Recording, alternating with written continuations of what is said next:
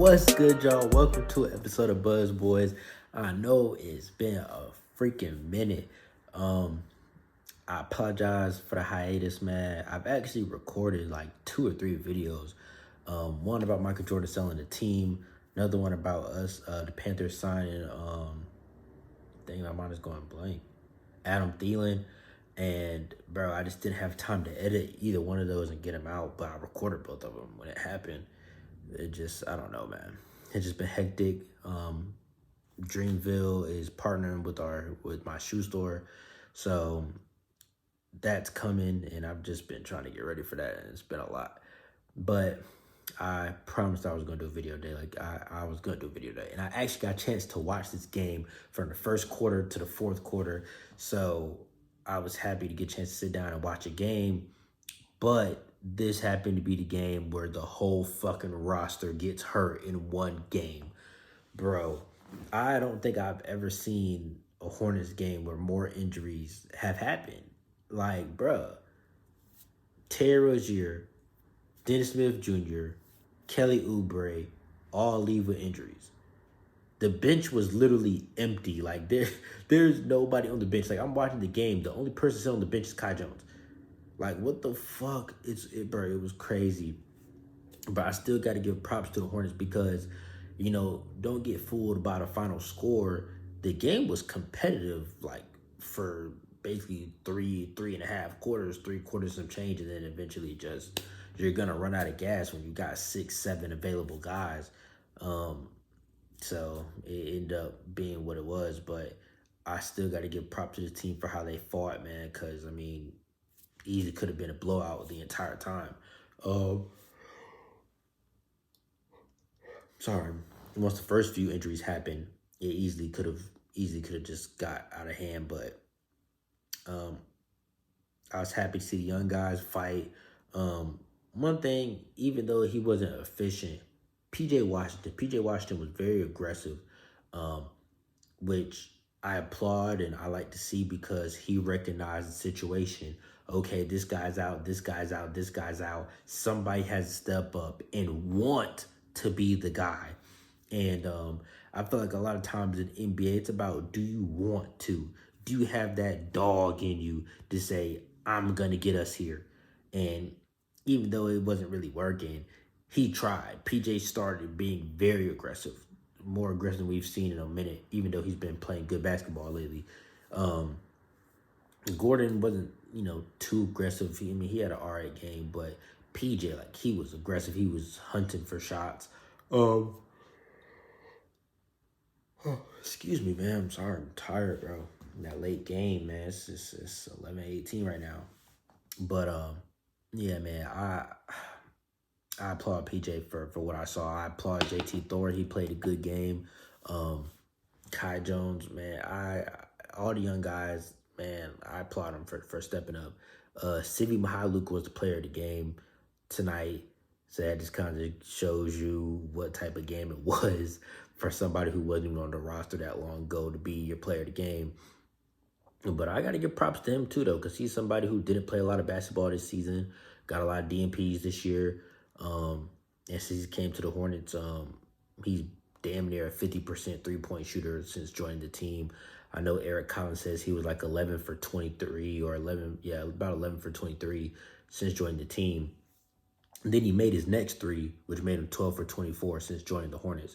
So, he's somewhere around 50%, even though he was 3 for 8 tonight. He was somewhere around 50% at some point since joining the Hornets.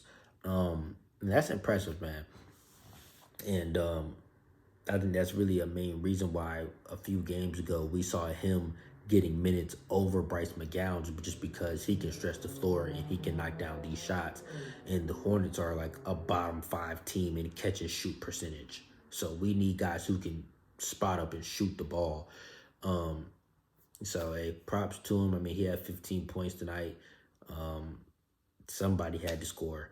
So hey, props to bro. But let me get into this box score, man. I don't want to make this video too long. It's already late. But I really apologize, y'all. I'm just tired, man. I've been going to sleep early when I can. But Gordon Hayward had 12 points, Um, 5 for 12 from the field, 41%, well, 42%. 1 for 5 from three, 20%. 50% from the free throw line. 6 assists is still -17 plus minus, which is like the second worst on the team. One thing I can't give props to Gordon for, he's on the floor, which at this point in the season, these games are meaningless basketball. All the injuries piling up. Gordon just overcame injuries not too long ago. He could easily not be playing right now, but he's out there. So I got to commend him for that. And I do respect him for that, for being out there. I am interested to see if Hornets management or coaching staff shuts down these players. Because at this point, you got guys out there basically risking injury for nothing, as we saw tonight. So, I saw somebody tweet everybody under 25 needs to be shut down. I don't necessarily disagree with that. At this point, at this point, shoot, it ain't nobody else who can play for us. Shit, if we shut down everybody over 25, that's really just kind of Gordon Hayward at this point. Everybody else under 25 who played tonight, except for Terry Rozier, but he's already hurt. Like a lot of these guys, if they're facing injuries, only a few games left. So, I don't know if the guys are out for a week or two, they're gone. I don't know who. I don't even know who would start. Like Teo Maladon, Bryce McGowns, Book Knight potentially coming back up. At this point, I think you might as well bring Book up. He had 44 points in his last G League game, made 11 3-pointers. And, all the injuries that we got right now, I don't see how you don't give him a chance. But I kind of just got a little off track. Moving on. PJ Washington, like I said, he was aggressive. 7 for 20, took the most shots out of everybody by far. The next closest person to him in shot attempts is Gordon Hayward, is Luke with 12 apiece. PJ had 20. He was 35%. He was 7 for 20, but he was aggressive, like I said. He was aggressive, and he tried to take over. Didn't work, but he tried. 20% from 3, 2 for 10. Like I said, did not work, but he tried, which I commend him for that as well. He tried to step up to the plate, and, that is deserving of something. That's something right there, because somebody has to do it. Somebody has to step up. He finished with 18 points, 2 rebounds, 2 assists, 1 steal. Sorry, God. I really apologize for the honor, man. He did have 3 turnovers and a -12 plus minus, but almost everybody has a negative plus minus because we lost the game. Moving on, Nick Richards, he had 9 points and 14 rebounds. He could have had an even better game, but he was in foul trouble. So he had 5 fouls, and that just made things even worse down the stretch because we already have limited bodies, and then he's in foul trouble. So, yeah. But it did give Kai Jones some extended run, so I was kind of happy about that. I just want to see Kai Jones play basketball. Oubre, one of the players that got hurt. He had 8 points, was 4 for 10, got hurt 12 minutes into the game. He pulled like this. I don't know. He was like touching this, so they diagnosed it as a shoulder strain. So I don't know. He was immediately listed as a do not return. As soon as it happened, he went right back to the locker room, and his status was not returning for this game. When Terry Rozier got hurt, who is the next guy I'm about to talk about, when Terry Rozier got hurt, it did say doubtful to return. Oubre was out. He's done for the night. So kind of makes you think it could possibly be something potentially serious or just enough to be shut down for the rest of the year, considering there is only a few weeks left. Terry Rozier, 5 points. He was 2 for 4. He got hurt 9 minutes in. He was the first person to get hurt. It just sucks, bro. It just sucks. These injuries are piling up. I think with him it was a foot. I didn't see his injury. By the time I had turned the game on. There was 3 minutes left in the first quarter, so I kind of missed his injury, and I was like, what's going on? And then I seen Kelly get hurt, and then with Dennis Smith, I didn't see his injury either. All of a sudden, I'm just like, where's Dennis? And he was gone. So I don't know what was going on, man. It was just piling up. Um, but yeah, it sucks, man. It sucks. JT Thor, he had man. Props to JT Thor, bro. He finally did some shit, bro. He had 9 points, 3 rebounds, a steal, 2 blocks. Even though he had 4 turnovers, 3 fouls, I don't care, bro. I don't care. He was 2 for 3 from three, 3 for 5 from the field in 27 minutes. This is what I want to see from JT Thor, bro. I don't care if you turn the ball over. I don't care if you get fouls. Just do something, bro. 9 points, a few threes. Okay, that's all I need out of you. A steal, some blocks. Cool. We cool, JT. As long as you can go out there and do something that affects the game more than just cardio. I love it. He had negative 21 plus minus, which is the worst on the team. But I don't care. He finally did something. He finally did something. Damn, Brandon Ingram had a triple-double against us. Sad. But moving on, Dennis Smith Jr., he was the last person to get hurt. 8 points, 4 assists, 3 turnovers. He played 22 minutes. He was 4 for 8 from the field, so he was having a decent game. And ultimately he went out. I don't even know what his injury was. Let me check. I really don't even know what he went out with. I didn't even see his injury.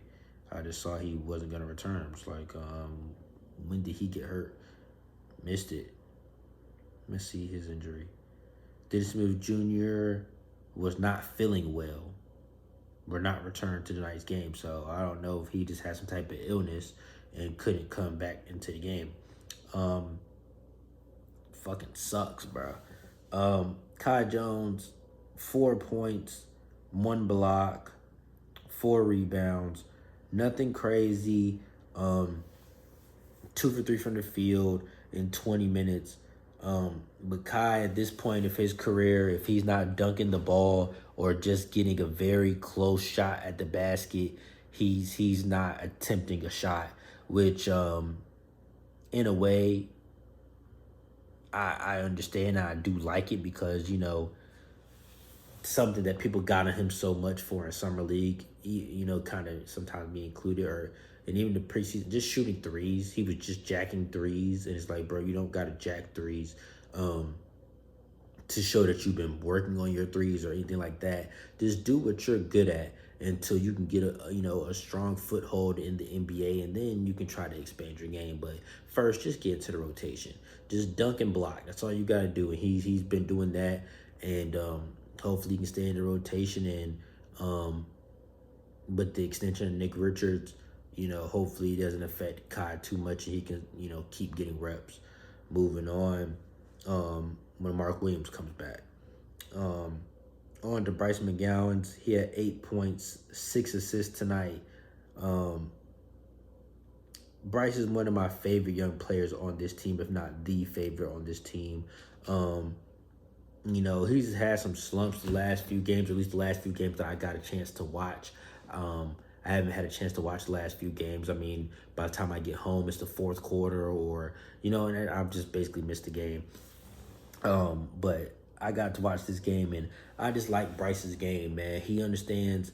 He has a pretty high basketball IQ for a rookie, man, and he understands how to use his body to create contact and get to the foul line. But it's something that you want out of a young player, going 4 for 5 from the free throw line. He's just somebody who knows how to get to the line. He has a strong understanding of the game, and I think the future is bright for him, bro. I like him. And literally the only player on the team tonight with a positive plus minus with a +4. 2-5 from the field. He played 25 minutes tonight. I don't know if this is the most he's ever played in his career in one night, but it's probably pretty close. Moving on to Luke, player of the game. 15 points, only had 1 turnover, only had 1 foul. So did Bryce McGowan's too. He only had 1 and 1. And Bryce had a block too, so shout out to Bryce. Luke had a steal, 1 assist. He don't pass the ball. That's one thing about Luke. He does not pass at all. He's going to come in there and shoot that bitch. That's it. That's it. But he was 3 for 8 from 3 and 6 for 12 from the field. Hey, bro, Luke hasn't been looking half bad, bro. And I mean, I think he's only 24 or something like that. Like, he's still a young player coming from the Lakers. And then I think where did he come from last? The Pistons, I think. I don't know, but he's still a young player. So I don't necessarily mind him being out there. It's just don't have him out there over our draft picks. But he's still a young player, so I mean, I don't really mind him playing. I don't care. He's been scoring, so shit. Fuck it. Anyways, I'm wrap this up. I'm at 15 minutes. It felt good to do a video. Um, about to edit and put it out, man. I've literally have only got to use my new editing software like 1 or 2 times. So yeah, man, I'm about to play with that and get this video out to y'all. Um, shoot, next, I don't know about the Michael Jordan selling the team thing. I don't. It's like it's kind of cooled down. I don't know if it's imminent anymore. I don't know. Apparently, one of the people who was gonna buy it is like about to fucking buy the Redskins or some shit, well, the fucking Commanders. So I don't know. We'll see what happens with MJ selling the team. And as far as the Panthers video about Adam Thielen, at this point, it's kind of old news at this point. I couldn't get it out in time, but I might drop that just depending on what else we do in free agency. Because in my opinion, the Panthers do need another receiver. So we'll see, like if the DeAndre Hopkins trade or some shit happens, and then I'll drop a banker. I'll drop a video. But I don't know. Until then, I'll catch y'all, man. Peace.